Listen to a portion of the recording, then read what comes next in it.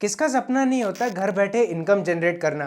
फ्रीलांसरों से पूछो या वर्क फ्रॉम होम वाले एम्प्लॉयज से पूछो। लोग नए नए तरीके ढूंढ रहे हैं आज इनकम घर से जनरेट करने की। अब उसमें एक नया नाम जुड़ गया है जिसे हम प्यार से कहते हैं क्रॉस बॉर्डर हायरिंग।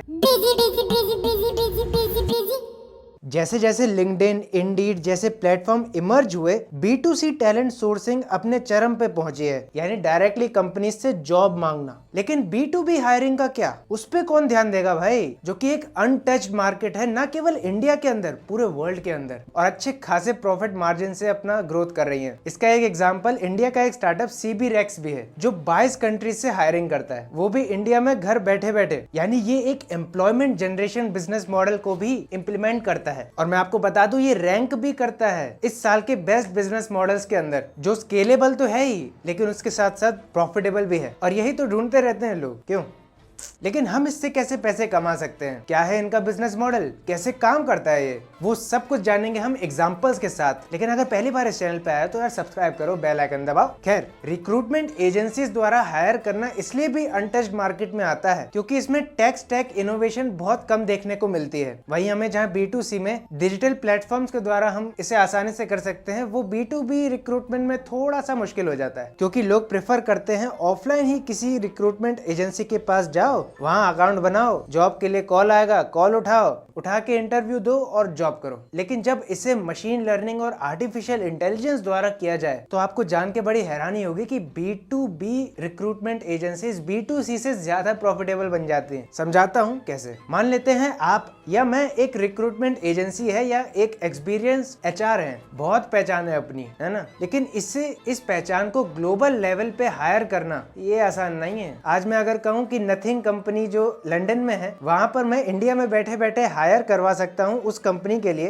तो इतनी पहचान नहीं है। और अगर कोई ग्लोबल या डोमेस्टिक कंपनी अच्छे टैलेंट रिक्रूट करना चाहती है तो उनको उस जगह जाकर अपना बेस सेटअप करना पड़ता है मैनुअली, ताकि उन्हें अच्छा टैलेंट मिल सके। चलिए एक एग्जांपल लेते हैं। श्याम अच्छा बंदा है, MBA कर चुका है भैया, स्पेशलाइजेशन है उसकी MBA के साथ साथ डेटा एनालिसिस में भी, लेकिन उसको अपने टैलेंट को सही जगह इस्तेमाल करना है। वो नहीं चाहता कि इसका टैलेंट वेस्ट हो जाए, एक अच्छी कंपनी में जाए और मजे करे। अब एप्पल को तो पता चलेगा नहीं कि श्याम बड़ा टैलेंटेड बंदा है। श्याम अगर जॉब के लिए अप्लाई करेगा तभी तो एप्पल को पता चलेगा। उसके बाद उसके कॉन्ट्रैक्ट टेस्ट होंगे, इंटर्नशिप वगैरह, डॉक्यूमेंटेशन वगैरह वगैरह वगैरह, तब जाके उसे जॉब मिलेगी। वही रिक्रूटमेंट के अंदर एक टर्म मानी जाती है जिसे हम कहते हैं रिकमेंडेड कैंडिडेट, जो एक HR या एक अच्छी रिक्रूटमेंट एजेंसी द्वारा रिकमेंड किया जाता है, जिससे प्रोसेस थोड़ा सीमलेस होता है और डायरेक्टली आप डे 1 से जॉब कर सकते हैं उस कंपनी में। ये एकदम वैसे ही जैसे आपके दोस्त उस कंपनी में काम कर रहे हैं और आपका रिकमेंडेशन दे दें। ये काम ज्यादातर एक्सपीरियंस्ड HR करते हैं और टैलेंट सोर्सिंग एजेंसीज भी करती हैं, क्योंकि अगर मैन्युअली सब कुछ करेगी कंपनी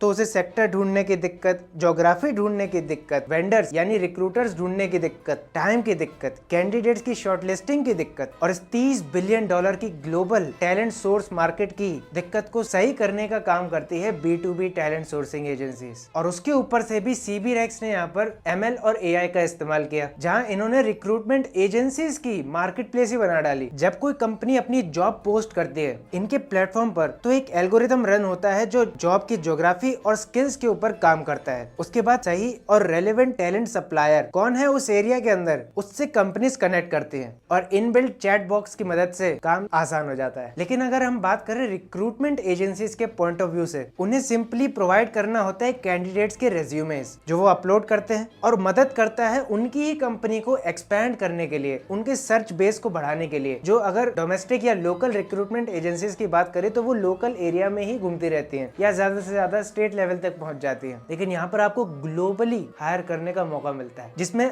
जो भी आप रिक्रूटमेंट कराएंगे उसकी कॉस्ट का एक हिस्सा आपको मिलता है, बिल्कुल एक एफिलिएट मार्केटिंग की तरह। आगे मैं इसको और समझाऊंगा आपको। तो एक बार जो रेलेवेंट जॉब एल्गोरिथम चूज कर लेता है तो वो रिक्रूटमेंट एजेंसीज को बताता है आप इस रेज्यूमे को शेयर कीजिए इस कंपनी के साथ। तो इसकी वजह से जो एप्लीकेशन बहुत मेसी हो जाती हैं, बहुत सारी एप्लीकेशंस आ जाती है, उसको शॉर्टलिस्ट करना पड़ता है। AI पहले ही जनरेट करके बता देता है कि इस बंदे का भेजो उनके पास, और वो कंपनीज उस कैंडिडेट के साथ मोस्ट लाइकली डील कर ही लेती हैं। और ये इनकी वेबसाइट पे जाके भी दिखता है 83% इनका कन्वर्जन रेट है, यानी 100 में से 83 एप्लीकेशंस टिक हो जाती हैं। उसके साथ ये डैशबोर्ड प्रोवाइड करते हैं जो B2C हायरिंग में आपको ज्यादा देखने को मिलता है, ये वो B2B में भी करते हैं कि करंट मार्केट का CTC क्या क्या है, एट्रीब्यूशन रेट्स क्या हैं और बाकी डेटा पॉइंट्स जो जॉब के फुलफिलमेंट पे की जाती है उसका एनालिसिस ये डैशबोर्ड पे दिखा देते हैं। इसके अलावा सीबी रेक्स की एक इनकम सोर्स तो ये हो गई जहाँ पर कंपनीज या एजेंसीज अपने आप को लिस्ट कर सकती है इनके प्लेटफॉर्म पे, जहाँ पर उनको ग्लोबल कंपनीज के साथ काम करने का मौका मिलता है, तो उसकी वो एक फीस भी चार्ज करते हैं। और दूसरा तरीका आता है ये ऑनबोर्डिंग फीस भी करते हैं कि बंदा जो है सीमलेसली उस कंपनी में डे 1 से काम करने लगे। आप कहेंगे अगर कोई ऐसे ही घुस गया तो फेक बंदा, तो उसके लिए केवाईसी है। लेकिन अब बात आती है कि ऐसा कैसा मॉडल है ये जो साल का बेस्ट मॉडल्स के अंदर आता है। ये काम करते हैं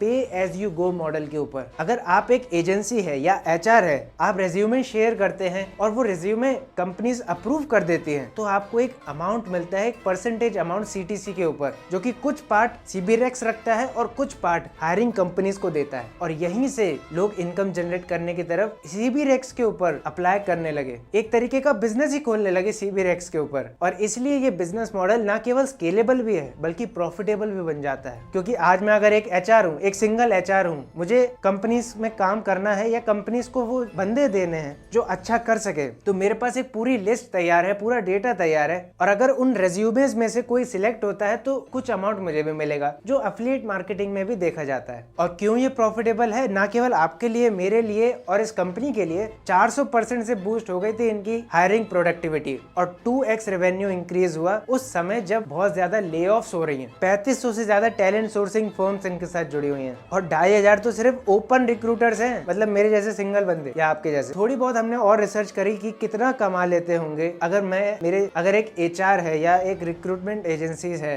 तो वो कैसे कमाती होगी। तो अगर $2000 अगर हम एक जने का पकड़ के चले, आपने एक बंदे को रिक्रूट कराया है तो उसका कमीशन शेयर बनता है $2000। एज एन एग्जांपल मैं आपको दे रहा हूँ। और साल में ये कितना हो जाता है, $24,000। और याद रखिए ये एक ग्लोबल मार्केट प्लेस है जिसे हम क्रॉस बॉर्डर हायरिंग भी कहते हैं, जो एक नया कॉन्सेप्ट है और बहुत सी कम कंपनीज इसके ऊपर काम कर रही हैं। तो क्रॉस बॉर्डर हायरिंग में आपको CTC as compare to India बहुत ज्यादा मिलता है और उसका कमीशन भी हायर होता है। और इसलिए लोग एफिलिएट मार्केटिंग की जगह अब क्रॉस बॉर्डर हायरिंग पे ध्यान देने लगे और इसलिए सीबी रेक्स इतना ज्यादा ग्रो कर रहा है। और अलग अलग सेक्टर्स में भी ये काम करते हैं। टेक सेक्टर का अलग रिक्रूटमेंट एजेंसी, फिर उसके बाद हेल्थ केयर, फार्मास्यूटिकल्स और बहुत सारी। तो एक डाइवर्सिफाइड बिजनेस मॉडल भी ये बन जाता है। तो इस छोटी सी केस स्टडी में अगर मजा आया है तो लेफ्ट वाली वीडियो को क्लिक करके और मजे ले सकते हो आप। एक गुड़ के टुकड़े से कैसे 250 करोड़ बना सकते हैं हम। और राइट वाली वीडियो में कुछ ऐसे बिजनेस आइडियाज जो आपको हैरान कर देंगे। मैं मिलता हूँ आपको अगली वीडियो में, तब तक के लिए बी बिजी।